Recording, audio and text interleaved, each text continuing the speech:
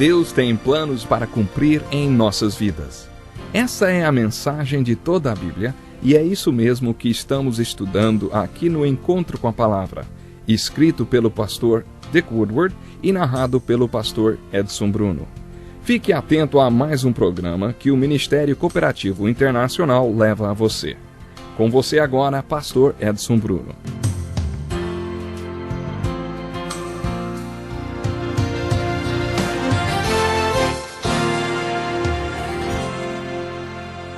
É simplesmente maravilhoso poder estar chegando mais uma vez até você com o Encontro com a Palavra, um programa de estudos de toda a Bíblia. Estamos estudando a Epístola de Tiago. Nos programas anteriores aprendemos que Tiago estava interessado na fonte, na origem das questões mais importantes da vida. Depois de falar sobre a fonte das tribulações e também sobre a fonte da tentação, Tiago dissertou sobre a aparência das coisas. Como seu irmão Jesus, Tiago também se interessava pelo que havia por trás da aparência das questões mais importantes da nossa vida.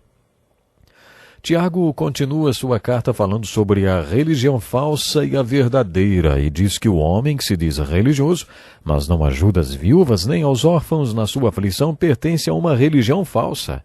A situação de uma viúva e de um órfão é muito aflitiva e, infelizmente, é o que mais presenciamos nesse século. Em decorrência do número absurdo de divórcios, existe uma epidemia de viúvas e órfãos.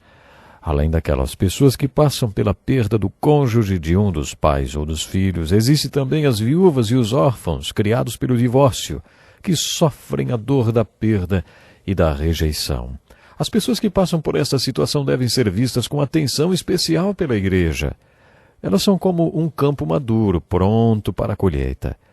O que observamos hoje em nosso país é uma grande necessidade de seguidores de Cristo que sejam sal e luz e exerçam a verdadeira religião definida por Tiago, ajudando a estas pessoas divorciadas e a seus filhos. Um dia, estava num orfanato brincando com algumas crianças quando um dos meninos me perguntou: "Ei tio, o senhor vive numa casa?" Sabe, aquilo tocou meu coração, porque ele vivia numa instituição e sonhava em ter alguém que chegasse, jogasse bola com ele no quintal e depois o levasse para dentro de casa. Por isso ele perguntou: "Ei tio, o senhor vive numa casa?" Tiago consideraria a situação deste menino uma aflição.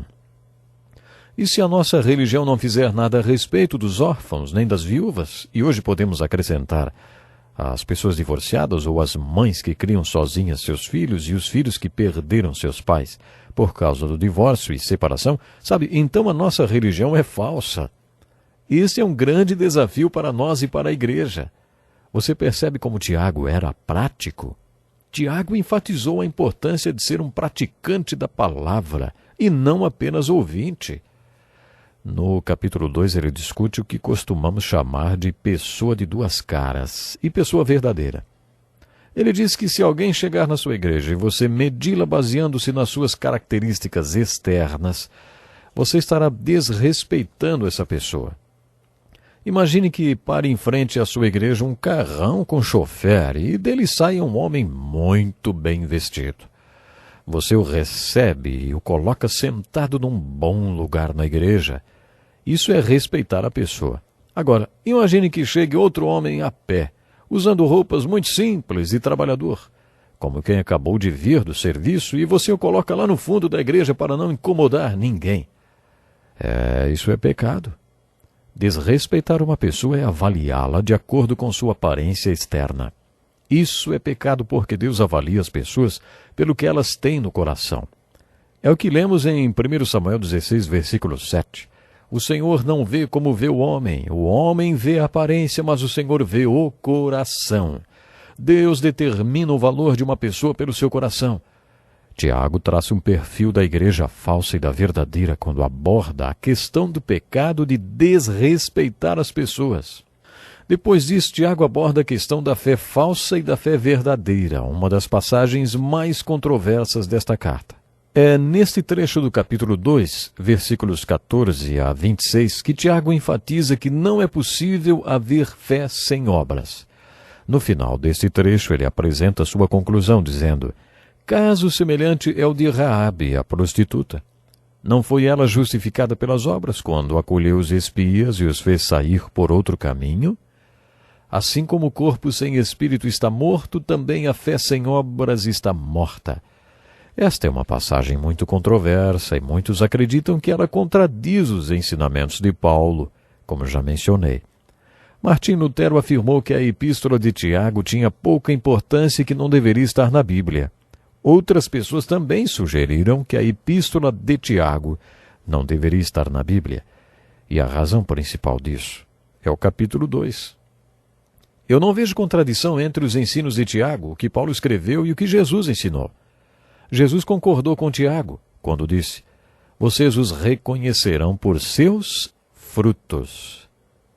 Jesus também deixou claro que os seus discípulos são aqueles que dão frutos, porque não existe discípulo dele que não produza fruto. Tiago coincide o seu ensino com o de Jesus quando afirma que: "De que adianta, meus irmãos, alguém dizer que tem fé se não tem obras?" De acordo com Tiago, as obras são os frutos que crescem na árvore da fé. O que Tiago afirma é muito importante. Alguém já disse: "A fé sozinha pode salvar", mas a fé que salva nunca está sozinha. Acho que esta frase resume muito bem o que Tiago está dizendo.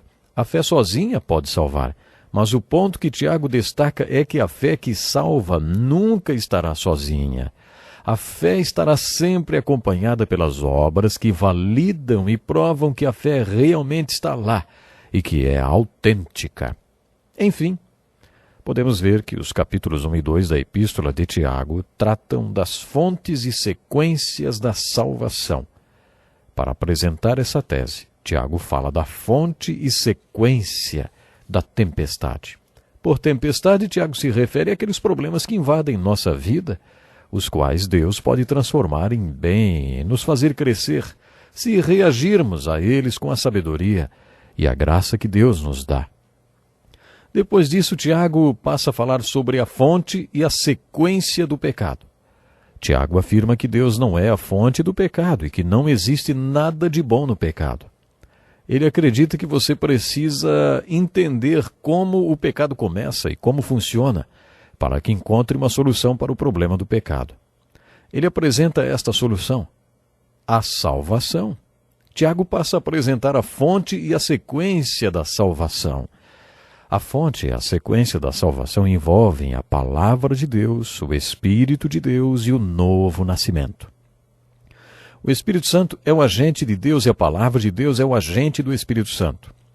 A palavra de Deus é a semente incorruptível, ou o esperma, que cria vida espiritual em nós e nos dá graça para superarmos o pecado e seus problemas. Por isso, Tiago enfatiza tanto a importância de buscar e obedecer a palavra de Deus. Quando Tiago inicia o capítulo 3, podemos dizer que ele começa a falar da fonte das forças, as forças que nos salvam e as forças que nos derrubam. Ele quer que entendamos essas duas forças. Tiago parecia estar preocupado com a fonte das forças por trás da aparência, da superfície de tudo. No capítulo 3, Tiago enfoca as fontes da disciplina. Traçando um perfil da personalidade de Tiago, observamos que ele enfatizava a disciplina espiritual que nos possibilita caminhar na fé. Neste capítulo ele fala de como devemos disciplinar nossa língua. Ele fala sobre o cavalo ou o navio que através de um controle tão pequeno tem seus rumos guiados. Da mesma forma, o homem tem sua vida controlada pela língua, um órgão tão pequeno. Tiago ainda acrescenta que a única maneira de disciplinar alguém é conseguindo disciplinar ou controlar sua língua. A sabedoria que Tiago diz que devemos pedir a Deus vem através da palavra de Deus. É através da palavra de Deus que conseguimos a mansidão da sabedoria. Tenho certeza que você se lembra quando comentamos sobre o significado da palavra mansidão. Antes de um cavalo ser domado, ele não é fraco. Ele é um animal muito forte. Quando ele fica manso, ele não deixa de ser forte, mas sua força passa a ser controlada. Por isso, quando falamos sobre a mansidão da sabedoria, estamos nos referindo à sabedoria que você recebe de Deus e aplica para obter disciplina. Em outras palavras, a nossa vida deve estar sob o controle da sabedoria de Deus, da mesma forma que um cavalo é controlado pelo seu domador. Daí Tiago passa a falar da sabedoria e sobre a fonte dela. Ele diz que há dois tipos de sabedoria. A sabedoria que se revela através da amargura, da ambição egoísta, da confusão e de toda espécie de males. De acordo com Tiago, esta não é a sabedoria que vem de Deus. Tiago se preocupava com a fonte e a origem das coisas, e por isso ele diz: esse tipo de sabedoria não vem dos céus, mas é terrena, não é espiritual, mas é demoníaca. E aí ele descreve outra sabedoria. Esta sabedoria tem outra aparência, é pura, pacífica, cheia de misericórdia e de bons frutos, imparcial e sincera. Tiago afirma que Deus é a fonte da sabedoria que vem do alto. Portanto, aprendemos com Tiago que existe dois tipos de sabedoria, a que vem do diabo e a outra que vem de Deus. Tiago afirma que esses dois tipos de sabedoria podem crescer no solo das nossas vidas. Mas a sabedoria de Deus é semeada em paz. O fruto da justiça semeia-se em paz para os pacificadores. Encontramos esta verdade não apenas nos ensinos de Tiago, mas em toda a Escritura. Como encontrar esta sabedoria do alto, manifestada pelas características descritas por Tiago? E como surge em nossa vida aquele outro tipo de sabedoria? A resposta é: nenhuma das duas vem por acidente. Cedo ou tarde, cada um vai se sentar diante do seu banquete de consequências. Tiago concorda com essa frase. Para ele, podemos plantar a semente dos dois tipos de sabedoria no jardim da nossa vida. Na verdade, é isso que fazemos o tempo todo: plantamos um tipo de sabedoria ou outro. Nesse contexto, Tiago quer que entendamos quais são as fontes das forças que controlam nosso temperamento. Ele fala, por exemplo, sobre perder a paciência e, como já vimos no primeiro capítulo, a ira do homem não produz a justiça de Deus. Devemos nos lembrar que quando perdemos a cabeça, não cumprimos a vontade de Deus nem sua obra. Tiago quer que entendamos as fontes das forças que controlam nossa vida. Talvez essas forças estejam tentando nos derrubar. Se você tem sido tentado a pecar e depois sofrer todas as consequências do pecado, saiba que este enredo não vem de Deus. Você precisa aprender a lidar com o pecado. Você precisa saber encontrar a solução para o problema do pecado. E esta solução está em Deus. Até o próximo programa. Deus lhe abençoe. Que lição importantíssima. Obrigado, pastor Edson Bruno. Prezado ouvinte, coloque em prática o que você ouviu aqui. Sem dúvida, sua vida será grandemente abençoada. Este é um estudo escrito pelo Dr. Dick Woodward, na voz do pastor Edson Bruno. Escreva-nos e solicite o material.